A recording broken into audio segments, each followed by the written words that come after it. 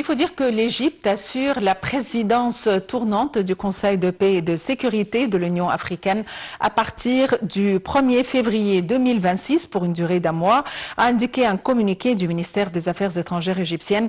La présidence égyptienne œuvrera en vue de renforcer la sécurité continentale et à la reconstruction post-conflit, tout en défendant la souveraineté des États et les objectifs de l'agenda 2063. Voyons les détails dans ce compte rendu. L'Égypte assure la présidence du Conseil de paix et de sécurité de l'Union africaine dès le 1er février.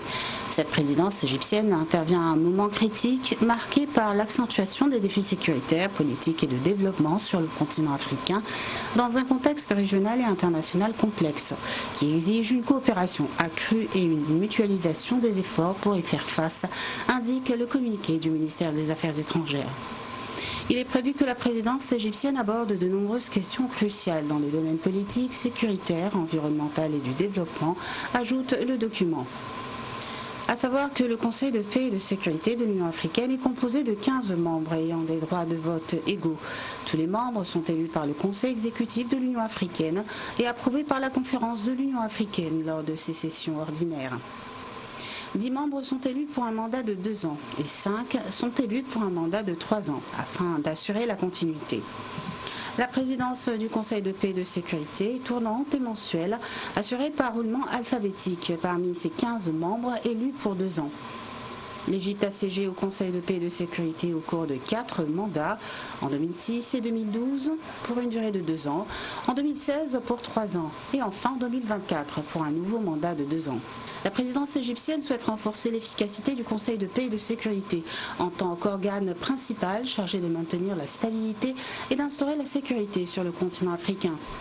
Cette démarche s'appuie sur une approche globale destinée à développer l'architecture de paix, de sécurité et de gouvernance en Afrique afin de contribuer à la résolution des conflits, au soutien de la stabilité et à la réalisation des objectifs de l'agenda 2063 de l'Union africaine.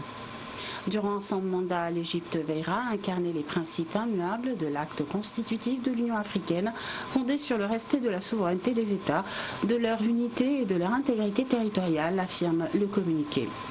Selon le document, le Caire mettra également l'accent sur la préservation des institutions nationales, la non-ingérence dans les affaires intérieures et la promotion de l'action multilatérale au sein de l'Union, favorisant ainsi la sécurité et le développement.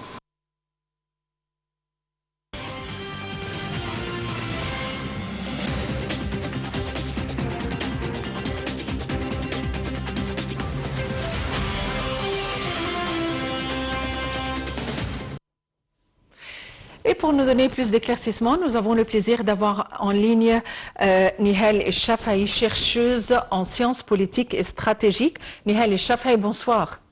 Bonsoir à vous. Eh bien, l'Égypte assure la présidence du Conseil de paix et de sécurité à partir du 1er février 2026 pendant une durée d'un mois. Quels sont les objectifs de l'Égypte à réaliser durant cette présidence ? Il faut souligner que l'Égypte ne s'exprime pas seulement comme un État membre, mais en tant que présidente du Conseil de paix et de sécurité de l'Union africaine. Cette présidence historique confirme que le rôle de l'Égypte en Afrique est continu et structurant et qu'elle est un pilier central pour la stabilité du continent. Dans un contexte marqué donc par des crises et des fragilisations étatiques, l'Égypte agit pour orienter les décisions africaines, protéger la souveraineté des États et garantir une coordination effective au sein du Conseil. En tant que présidente du Conseil, l'Égypte joue un rôle stratégique pour fédérer le consensus africain. Elle met donc avant le respect de la souveraineté et le rejet de toute fragmentation. En fait, la séance d'aujourd'hui, présidée par le ministre des Affaires étrangères Badr Abdelghati, a porté notamment sur la situation au Soudan et en Somalie. La position égyptienne est claire. L'Égypte opte pour la souveraineté de la Somalie et pour son intégrité territoriale. Où en sommes-nous quant à la crise somalienne à l'heure actuelle ? Tout d'abord, si on parle tout d'abord du conflit soudanais, je pense qu'il est essentiel d'être très clair. Pour l'Égypte, le Soudan n'est pas un dossier périphérique, mais une profondeur stratégique directe. Parce que toute déstabilisation du Soudan se répercute immédiatement sur la sécurité des frontières et sur l'équilibre de la vallée du Nil et sur la stabilité de l'Afrique de l'Est. Alors, l'Égypte a placé la question soudanaise au cœur de l'agenda africain, conformément aux directives du président Sisi qui vise à préserver l'unité et la souveraineté des institutions de l'État soudanais. Tandis que l'approche égyptienne se distingue par une vision stratégique globale pour la crise somalienne, parce que la Somalie est perçue par l'Égypte comme un maillon essentiel de la sécurité de la Corne de l'Afrique et de la mer Rouge. Donc, de la sécurité maritime internationale, la présidence égyptienne a permis de traiter le dossier somalien comme une question de sécurité collective africaine, tout en rejetant toute ingérence extérieure et en privilégiant le renforcement de l'État somalien et de ses institutions légitimes. À votre avis, quels sont les dossiers les plus importants au niveau des défis africains qui s'opposent à l'Afrique, notamment la Corne de l'Afrique? En effet, l'Égypte veut adresser un message très clair politique, que la sécurité de l'Afrique doit être construite par les Africains eux-mêmes, à travers des États solides et des institutions continentales efficaces. Ce qui est clair par les visites et les rencontres du ministre des Affaires étrangères récemment, notamment avec la vice-présidente de la Commission de l'Union africaine, illustrant l'engagement égyptien en faveur du renforcement institutionnel et de la réforme administrative.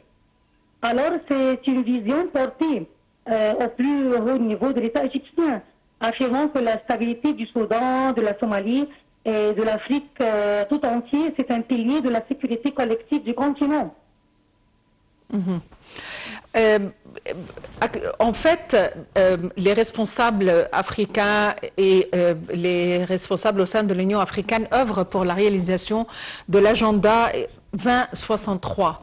À votre avis, quels sont les objectifs les plus importants de l'agenda 2063? Essentiellement, c'est l'agenda africain serait en matière de paix et de sécurité. Renforcer le rôle historique de l'Égypte sur le continent en soulignant la crédibilité et la capacité à fédérer le consensus africain autour de la souveraineté et de l'unité des États. Encore, la sécurité nationale est directement liée à la stabilité de la région. Encore, la communauté internationale est basée sur la sécurité africaine qui doit être construite par les Africains eux-mêmes, avec des États solides et des institutions efficaces. L'Afrique est un continent qui a beaucoup de richesses naturelles et il y a les grands pays industrialisés. Pensez-vous que l'Afrique un jour pourrait être considérée comme un partenaire industriel de par sa richesse naturelle, ou est-ce que le continent reste toujours une source de matières premières sans toutefois contribuer à la production? Le continent africain possède beaucoup de richesses. Alors, les pays africains doivent utiliser ces richesses en faveur de leur eux-mêmes, pas pour les pays à l'étranger. Eh bien, Nihal El-Shafai, vous êtes chercheuse en sciences politiques et stratégiques. Merci d'avoir été avec nous aujourd'hui. Donc, encore une fois, conformément aux directives du chef de l'État, le ministre des Affaires étrangères, Badr Abdel Ati, a présidé la première séance au sein du Conseil africain de la paix et de la sécurité, alors que l'Égypte assure la présidence du Conseil pendant un mois à partir du 1er février 2026. Et la séance d'aujourd'hui a porté essentiellement sur la situation au Soudan et en Somalie. Merci de nous avoir suivis. Très bonne fin de soirée à tous et à la prochaine.